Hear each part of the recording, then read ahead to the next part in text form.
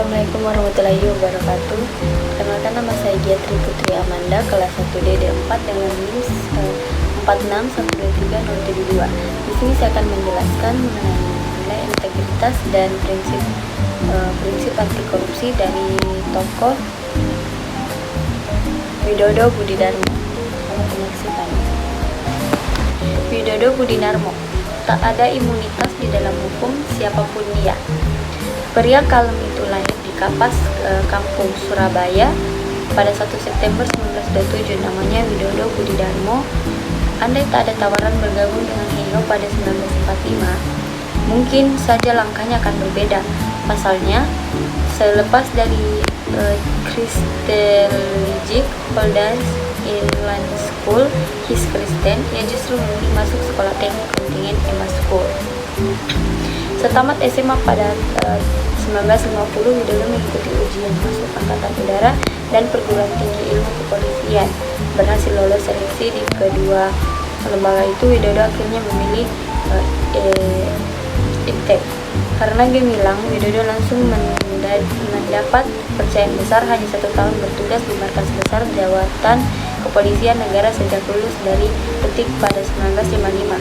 Ia diangkat menjadi kepala bagian organisasi kantor polisi kepresidenan Purwakarta. Perlahan namun pasti karirnya terus meroket. Pada 1967 ia diangkat menjadi Panglima Komando Daerah Kepolisian 2 Sumatera Utara. 3 tahun kemudian jabatan Kadapol 7 Metro Jaya. Dari sana ia menapaki puncak dengan menjabat Kapolri pada 1974 sampai 1978. Itulah tadi kisah singkat dari Pak Widodo Budidarmo.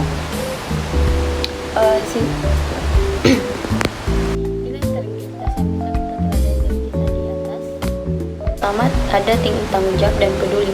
Meskipun insiden tersebut terjadi secara tidak sengaja, Widodo Budidarmo mengambil tanggung jawab pribadi atas tindakan anaknya. Dia tidak mencoba menutup-nutupi atau menghindari konsekuensi dari tindakan tersebut.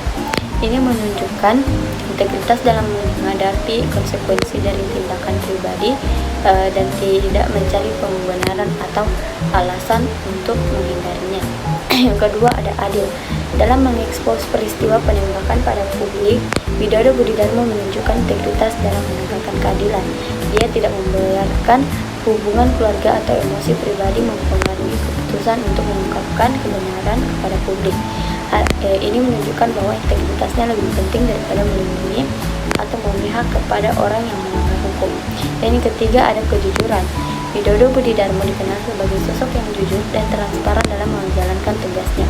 Beliau tidak pernah ragu untuk mengungkapkan kebenaran, bahkan jika itu bertentangan dengan kepentingannya sendiri. Hal ini dilihat dari sikapnya yang berani mengungkapkan kasus korupsi yang melibatkan pejabat tinggi negara.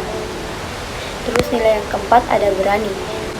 Widodo Budidarmo adalah sosok yang tegas dan berani mengambil keputusan. Beliau tidak takut untuk mengambil langkah yang sulit, bahkan jika itu tidak populer. Hal ini terlihat dari sikapnya yang berani mengambil kebijakan untuk memberantas korupsi di Indonesia. Selanjutnya, integritas selanjutnya dari kisah yang ini. Yang pertama, ada sederhana dan disiplin. Widodo Budidarmo melarang keluarganya jemawa karena jabatan yang dipegangnya. Ini menunjukkan integritas dalam menghindari kesombongan dan menjaga sikap rendah hati meskipun memiliki jabatan yang tinggi. Dia memastikan bahwa keluarganya tidak terlibat dalam penyalahgunaan kekuasaan atau memperoleh keuntungan yang tidak pantas dari posisinya sebagai Kapolri. Terus yang kedua, ada mandiri, yaitu Widodo Budidarmo menunjukkan integritas dengan membuat maklumat keras bagi keluarganya. Dia melarang mereka menggunakan nama dan jabatannya untuk kepentingan pribadi, dan ini menunjukkan konsistensi dalam menjaga prinsip dan tidak memanfaatkan kekuasaan atau jabatan untuk keuntungan pribadi mereka atau keluarganya sendiri. Terus yang ketiga, ada kerja keras.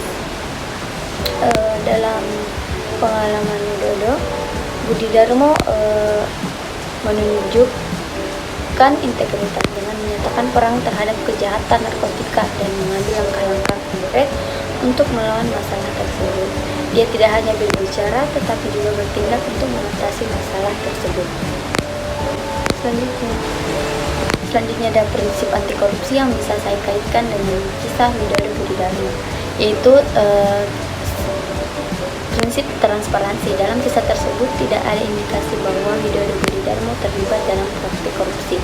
Dia tidak memanfaatkan jabatannya untuk memperoleh keuntungan pribadi atau memberikan perlakuan istimewa kepada keluarganya. Ini menunjukkan transparansi dalam menjalankan tugasnya sebagai Kapolri. Sekian dari saya, lebih dan kurangnya mohon dimaafkan. Wassalamualaikum warahmatullahi wabarakatuh.